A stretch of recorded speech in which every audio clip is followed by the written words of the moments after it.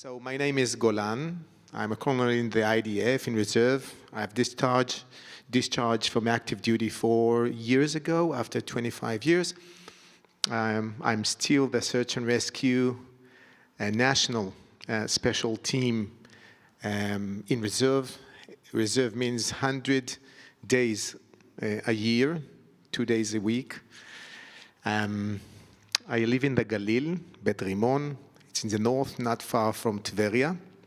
It's the second time that my wife is suffering because of Surfside, because of Miami in the past year, and this is the second time. Today is our marriage anniversary, Yud Gimel Av. If you ask why did I plan coming here to give a lecture in our anniversary day, but I planned to celebrate yesterday, but yesterday I was released few hours before the flight from the operation.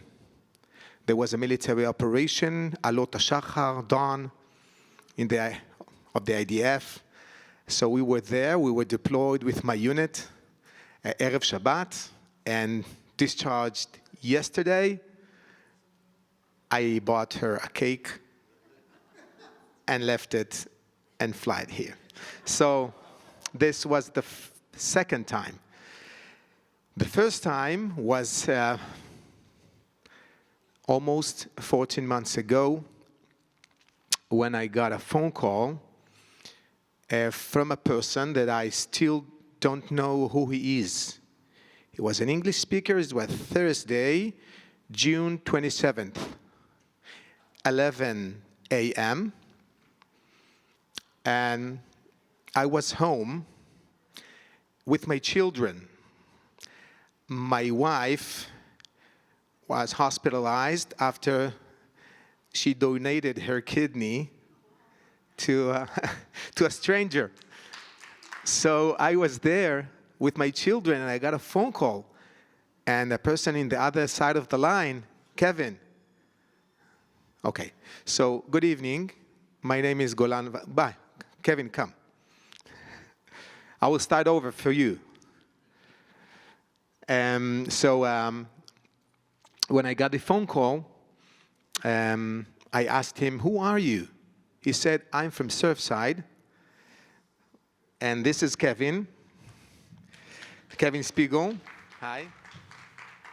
And I will represent Kevin and the story later. At the end, I prepared something for you. Okay? Okay. So it is something special, even in my scale. So this person told me, "I'm from Surfside. We need you here." What in Surfside? What do we need? You, who is you? He said, "We need the IDF on the pile right now." So I called my commander and I said, "There is something." So I just want to close it. In that time, I called my wife after I called my general. And I said, "What should I do?" And she asked, what do you think? Go. There are people who needs you. I'll be fine. So from here, I want to say my wife. I want to tell my wife that she is the true source of my power, and that I love her. And I know that behind every successful man or woman, there is a couple that supports him. So that's the beginning. The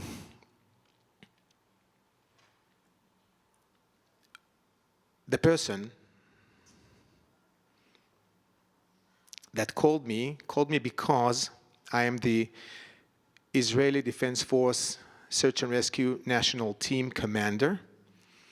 And we have experience of 40 years since 1983. In disasters, Israel is sending support, assisting humanitarian search and rescue delegations worldwide for 40 years.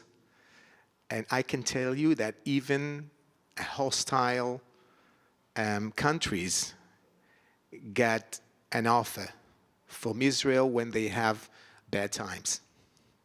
I won't mention names, but you can guess. We specialize in a method that we have developed. It's based on several components that I will detail later. And Surfside was our 26th delegation. But for the United States, it was the first time that it allowed a foreign army to step on its own soil in any assistance mission. America sent many forces to help other countries, but she never accepted a foreign assistant delegation. So when I got finally the approval coming to Surfside, I knew that I have only one chance to approve that Israel can contribute even to the United States. My unit is a reserve unit. It consists of 550 men and women, reserve forces. And from them, I choose the best, beside me, the best 9 engineers, population intelligence officers, and rescue experts. 3, 3, and 3.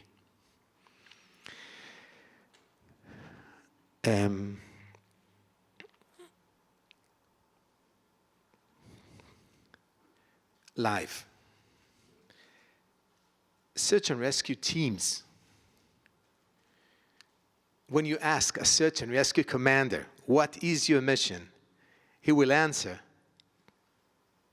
save life. This is saving life. This is me, you can recognize me, tall, blonde. But you can see the person, you can see his face? You can see his face? So this was my first rescue of a live person. It was in Haiti, 2010. He was 64 years old. His name was Jules France. And we pulled him out after 8 hours of rescue, and he was alive for 108 hours. When we pulled him out, the rescuers cried, all of us. And I asked myself every time since, why? Why do people cry when they rescue a person alive? And the question is, because you see what life is, with no boundaries, with no limitations. You see the life. It's like to have birth. You see the stomach getting big. You know here in your mind that there are life inside, right? But when the baby is out, you see suddenly a person. You see the eyes, small nails, and you cannot figure out how could it be. And you cry when you see a small child. And he's not small, he's not our color, he does not speak our language. He lives 24 hours flight from Israel in Haiti. But when we pulled Jules Franz out, we all cried. When I got to Surfside, there was a journalist that interviewed me. I haven't seen the pile yet. We've just landed. Sunday morning, she stuck the microphone to my face and said, "Hey, Commander, is there hope?" I said yes. Why? First of all, because we were 72 hours after the collapse, and I personally found this person after 100 hours. And second is because we do not lose hope.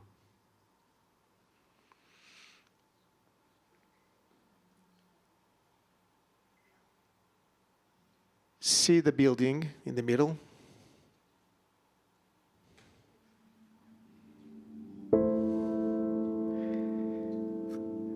These are apartments 10, 11, 3, 4, and these are 12 and 1.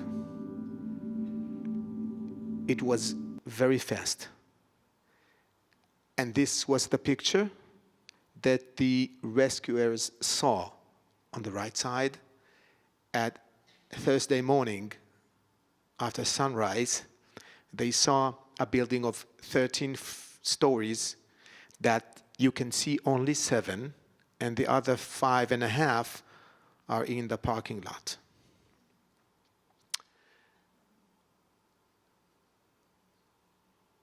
Kevin's wife, Judy, was there with another 97 people.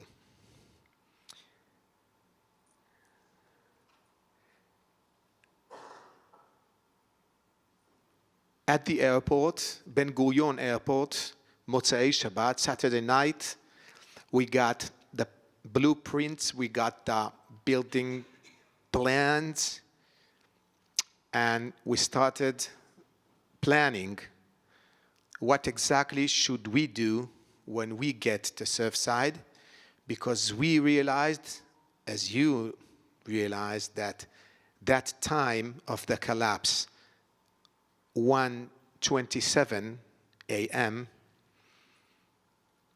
means that the people should be in their bedrooms. So we marked the bedrooms, and we knew that once we are on the pile, that would be the first place that we should search. It is not so simple. I also got this message. It's a woman. It's her real name. She lives in Brooklyn. And she said, "I'm Sarah. My daughter name is Malki. She was with her husband in apartment 212. I insisted on having you come to help us bring my Malki back." So I got this message with another dozens of messages still being in Israel. From some reason, because I knew that the second floor is in the bottom, I knew that when I will find Malki means we finished the mission. When we got to Collins Avenue, I felt small. The United States of America. 3 kilometers circle is clean of vehicles. No one is allowed to walk or to go to the site. 3,000 responders, 160 on the pile every moment. 7 elite units from all over the United States were deployed to the pile, the Task Force 1. Each one of these units equals to mine. I felt small, and I thought to myself, what did you exactly thought of when you offered help to the United States? We were 10, and suddenly one member of our delegation, Nissim, my best engineer, told me, Golan, I got hydrated. Yesterday, day before, he ran half marathon because they told us that we are not needed. So he ran half marathon in the desert, so right now he's hydrated. And I said, Nissim, go to the hotel. So we remained 9. And I saw the amount of people on the pile. But I knew that we have something to bring to the table. I just need to find what it is. And when I saw this beautiful animal, the dog, I understood that we have something to give. Because our method is not based on canines. I call it to beat the clock. You know, when an incident happened, the clock started ticking. And most of the people, after 24 to 48 hours, even if they survive the collapse, will die. From all kinds of reasons. And another 5 to 10% will survive the 120 hours. Most, till 100 hours. There is 3 to 4% that will survive for many reasons for a week, maybe a month. Not all of them are with a piece of concrete on their leg or on their head.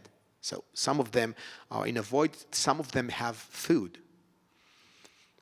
But our method is based, we call it to beat the clock. It consists 3 basic components. The first one is the intelligence resources.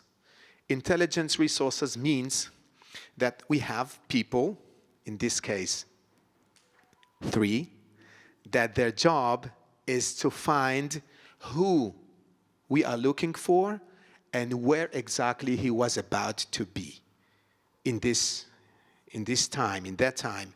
Was he in his bedroom, master bedroom, living room? We knew that Malki's husband used to listen to a shiur from his rabbi in Israel. So 1:30 a.m.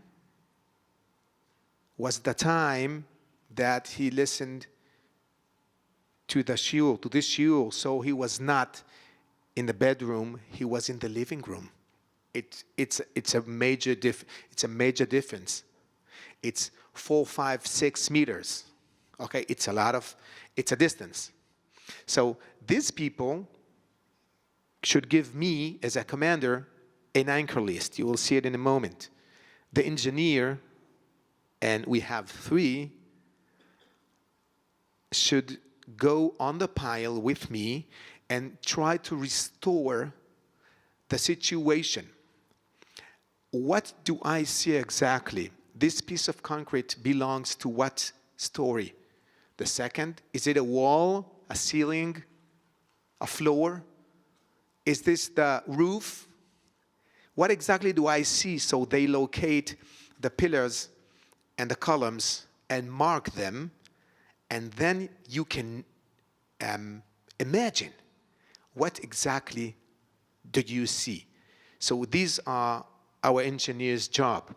And the last component is the search and rescue. they have to validate our assumptions. If we see something and we know that we are looking for a ring or looking for a blue desk, if you as a rescuer, you will find a blue desk, you will tell me, and then I know that I'm in 704. Okay, this is, and of course, at least, they have to the rescue. But it's a concept that if it's well-trained, if the people are well-trained, you can achieve of beating the clock. You will pinpoint the location very fast. So how does it look? Elad was my second in command, went to the family center with Tal, this lady. She left 2 children at home. Now she had birth of the third one. And Yuval was also with them. And they questioned the families. And they asked Kevin and Carlos and Ronit and all the families, tell us everything you know about your loved ones. We need you. We need you means you are part of the solution. You are not part of the problem. You, the families, are not a challenge for the psychologist. You are part of the solution. You are part of our team. Try to remember all the details and give us all the details. If you don't remember now, go to your home, ask your family, and then go back. We are here. You can screen a barcode on the wall, and you will get a file, document in Spanish or in English that you can fill the same details. What they didn't know, that these details are going to Israel. So this reporter that stuck a microphone to my face and she asked another question. And she said, "You are only 10. What help can you offer?" And I said, "We are looking like 10, right? Do you know that behind us stands the state of Israel? The whole IDF is for our disposal, is in our disposal." When we fly to Surfside, there were more than 30 men and women in the intelligence command in Ramle that stayed for 14 days and nights. Everything we needed, they supplied. So once they get the intelligence, they built this anchor list of the whole details that I, as a commander, needed on the pile. And then our architect in Israel, Mikhail Obovikov, built with Unit 9900 in the intelligence of the IDF, this 3D model. By the way, it's the same Unit 9900 that built the models for counter-terror operations. When you want to hit, when you want to kill a terrorist and you want to kill only him and not his family, and you got a very good demonstration a few days ago, when a missile got into a window, this unit built the model. So it's the same unit that saves life. Killing bad guys is saving good guys' life. And this is the IDF. So I got this picture Sunday night. Means I got the layers of all the floors, and I knew exactly where should I look, and who is in which room, was extricated before, was found, and who is still there.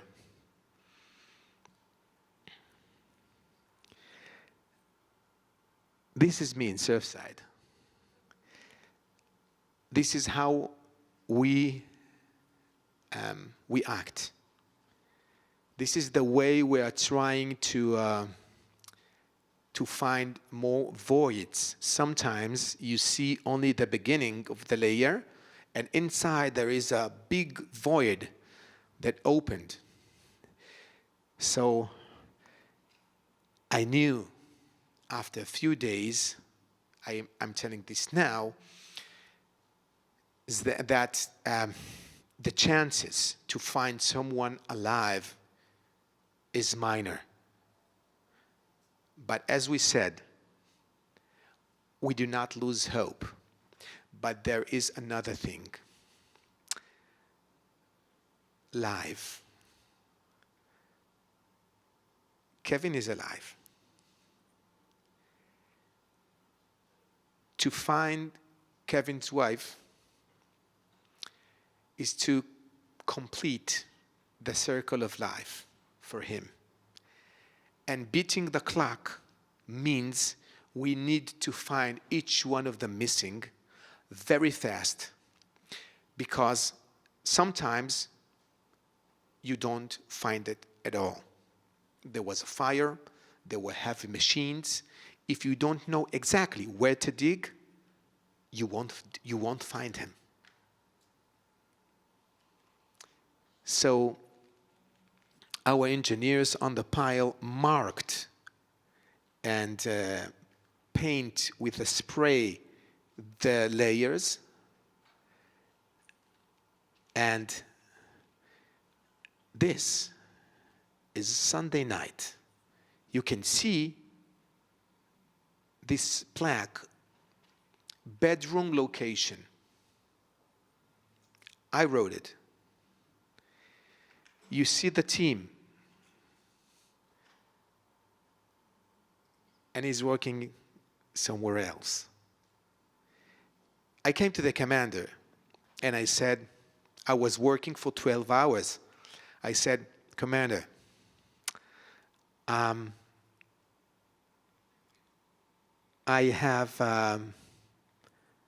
want to show you something. Do you see this this picture? No, there is none, even one unit that can provide, that can create this kind of picture. This picture, I am symbolized. My GIS in my circle is green, blue, and the yellow are the missing people location. Means that I know exactly where to dig and who to find in what depth. So I came to the commander and said, I have a suggestion. Maybe you will work here. He said, why? I said, because of this and that, intelligence. And he said, it makes sense. I felt very good. And he walked. I was certain, I was sure that he will come back. He will return with a team, but he didn't come back.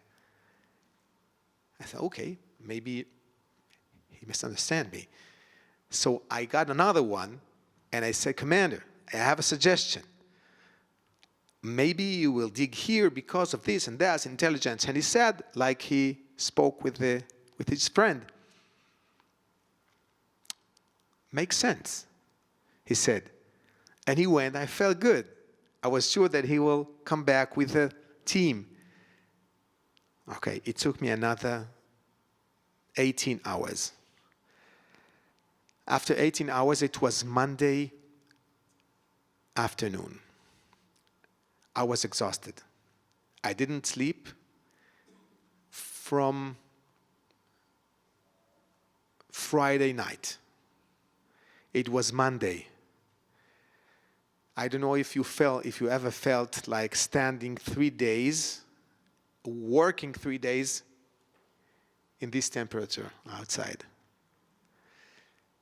I said, Chris, do you love me? And he replied, yes. You're working good. I said, please, give me a team. What for? I said, we're talking about it for a couple of days. Give me a team. I will ask you only once. And if it's not going well, take it back, and I won't ask you again. I came to my engineer, Amnon, and I said, Amnon, we have one chance. Find me the most solid point that you are sure that if we dig, we find it as fast as we can. And he said this point. And I said, it's 702? He said, yes, 702. I said to Chris, 4 people, I will work with them. We started working. After 2 hours, my hammer hit something soft. It was a mattress. After a few minutes, I found a leg. And the leg was connected to another one, to a body, to a person. He was dead. And his name was Frank Kleiman. How did I know? Because we knew. We knew exactly who he was, and we knew everything. And I saw Chris, and he said, he's Jewish, right? I said, yeah. Okay, Kleiman, of course. And he said, okay, you were looking for him because he is Jewish. I said, no. He said, okay, how do you know it's Frank Kleiman? I said, because this is 702, because this is 802, and this is... He said, okay. I felt that he thought that we had lucky. I knew that I have to find an evidence. So I entered again to the void, and I found a piece of paper. And I opened it on my glove, and it was written, password, F. Kleiman, 305. You do not see it because of the sun, but you can believe me. And I said, F. Kleiman. And he was looking at me, at my glove, on the void, 3 times like this, and said, hey, so we can find them all. They said, yes, we can find them all. Monday night, the Israeli team became the intelligence team, and they divided us to 6. And each member of the Israelis was responsible of one American team, one responsible of Virginia, one of Pennsylvania, one of Ohio, one of Florida, etc. And they were with our cell phones, and they said, we are here consulting with the engineer. He said, here, Mark, boom, one after another. Shabbat, our second Shabbat, we understood that after 14 days, we found every day more and more people, and I'm moving fast because there are dozens of stories. One of the stories is of the Ainsworth. The Ainsworth family were at 1104. And I met their son, and I vowed to him that I will find them. I will do everything to find them. I found them, and few days later, they invited me to attend in the Shiv'ah. They named Iti's granddaughter on her name. Shabbat was our final day. We didn't find Malki. We didn't find Judy. And we were about to leave Sunday. I felt that we found more than 78 people. But for us, it was a sensitive point that I felt that we didn't accomplish the mission. In this Erev Shabbat, Malki's mother, Sarah, came to me and said, "You are leaving tomorrow?" And I said, "Yes." And he said, "What about Malki?" And I said, "We'll do everything we can.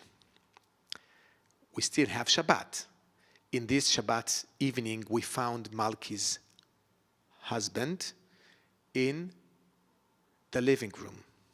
We found Malki's father in the bedroom, but we didn't find Malki. Shabbat, we worked for the whole day. We didn't find her. The mission ended at 5:30. I was going to the hotel. I'm moving very fast because I wanted to get to the point. I met Sarah, and she said, "You are leaving without finding my Malki." I said, "You're right. We did not succeed. We tried, we've done our best." 2 minutes later, Amnon, my engineer, came into the hotel and said, "We found her. We found a person alive." No, we found a dead person. For us, for me, alive people are also the families, but not only the families. We see a major importance of finding the missing people. We, the state of Israel, know what is it to wait for a missing soldier, for a missing person. The circle of life is not accomplished. We left the site, and I came back midnight with Amnon to make sure that the team is working to find Judy. And when we got there, they found her in Motzei Shabbat, 4 hours before we left. While we were there, you can see at the beginning, you see they found 2 people every day. And you see the number, it increased to 9 and then to 18 every day. So this operation was about to durate 40 days, and it took 12. After that, they found some more remains, but the missing people were found in 12 days. Another story is that one of the commanders, my friend, Brandon Webb, he's the Task Force 1 commander, asked me, why do you insist of calling these victims people or souls? And I said, we are a nation who remembers. We remember. And a person that he remembers, means that he gives a lot of attention of the things that are not existing here today, but they remained. They stayed in some way in our mind, in our soul, in our world. One day I will explain it to you. And that day came. Few months later, I got a phone call from him, and he said, we want to come to Israel. And I said, wait, I don't have, can you pay? He said, no, but can you find someone? I said, yes. And I called Rabbi Lipsker. And I said, Rabbi Lipsker, can the shul help us to bring these commanders back to Israel to a visit?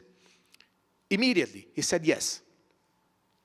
And they came, 15 of the best commanders to Israel. And we hosted them for 4 days, but at the 4th day, I took them to Jerusalem. They wanted to go to the Temple Mount, but few meters before the turn to the Temple Mount, I said to the driver, take a left. And he went to Har HaZeitim, Mount of Olives. And I said, you know, I take my friends to this place. To graves? I said, yes, I want to tell you a story. So this grave belonged to a woman that lost her husband in the Holocaust. And her husband's grave have the same wording on the side of the grave, of the tombstone, that mentioned his ex-wife. Means it's a couple. They both lost their couples, the previous couples, in the Shoah, in the Holocaust. So the left grave belongs to that woman. Her name is Clara. Okay? So you see her with her daughter. It's 1942. And they took her husband, and she stayed alone. And after a few months, a person came to her and said, somebody snitched. And the Germans will come tomorrow. And she sent her daughter to a friend's, and she was captured day after, and sent to Auschwitz. She was there for 2 years and underwent medical experiments with Mengele, by Mengele. And in 1945, she was released from Auschwitz. She weighed 23 kilograms. And there was a friend that met her and said, you know, you lost your husband and you just found your daughter. I know a person that he lost his wife and he has a son. It's a shidduch.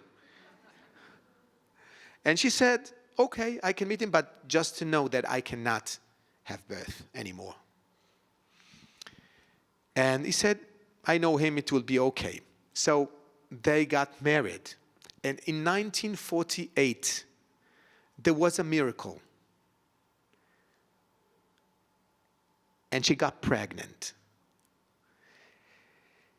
And the son was named Charles. And they moved to Belgium in 1948. Her daughter made an aliyah. His son left the house, so Charles was alone, was raised alone in a house. But his father used to sing songs of a country that he never visited. Shirim shel Eretz Yisrael. And then these songs penetrated to Charles' mind, to Charles' imagination. So when he was 15, Charles made an aliyah. The American commanders didn't understand what exactly do I want. I said, wait. In 1967, Charles was already 19 in Israel. His parents were in Belgium. June the 5th, 1967, Max, Clara's husband, got into his home and put a receipt on the table. And Clara asked, what is 255 French francs? What is it? And he said, it's a donation that I gave to Israel. And she said, it's the whole amount of the money that we have in the bank. And he asked back, if there is no state of Israel, what or why are we living for? In 1973, Charles was a tank driver in the Golan in Syria, and his tank was impacted. Now I can see the American commanders looking for the third grave. And he got out from the tank, and there was an ambush, and they shot and fired on his team RPGs and machine guns. So among these rocks, Charles vowed that if he will get alive of this war, and if he will get a son, he will name him Golan Chaim. And I said to the commanders, exactly a year later, in October 1974, I was born to my father, Charles, and my name is Golan Chaim.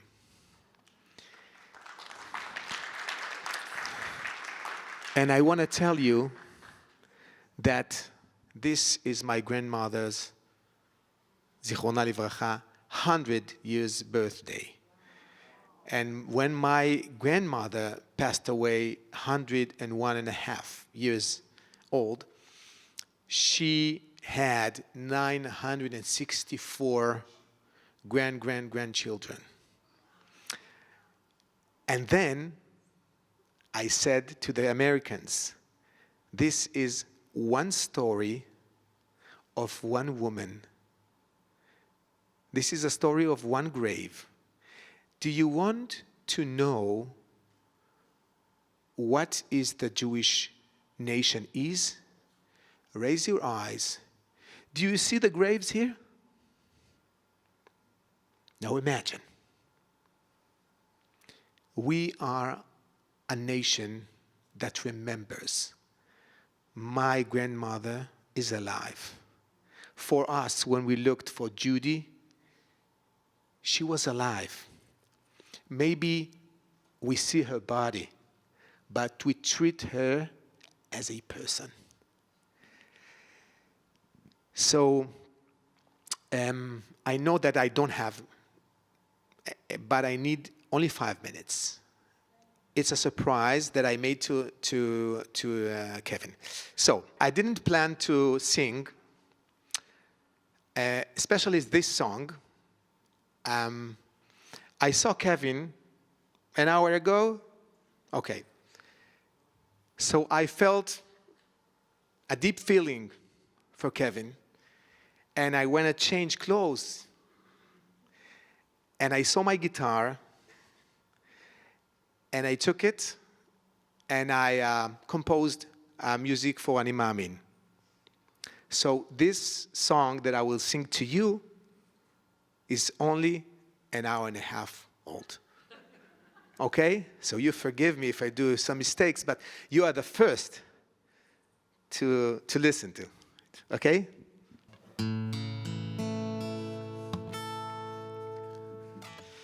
אני מאמין באמונה שלמה בביאת המשיח. אני מאמין,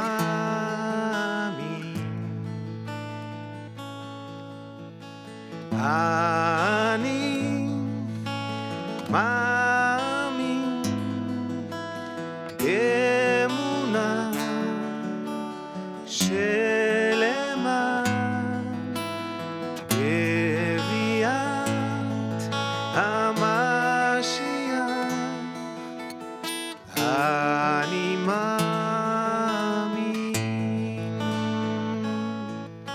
ואף על פי שיתממא עם כל זה, אחכה לו, אחכה לו בכל יום שיבוא.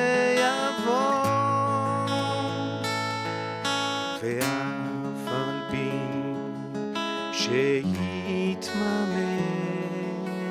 עם כל זה, אחכה לו, אחכה לו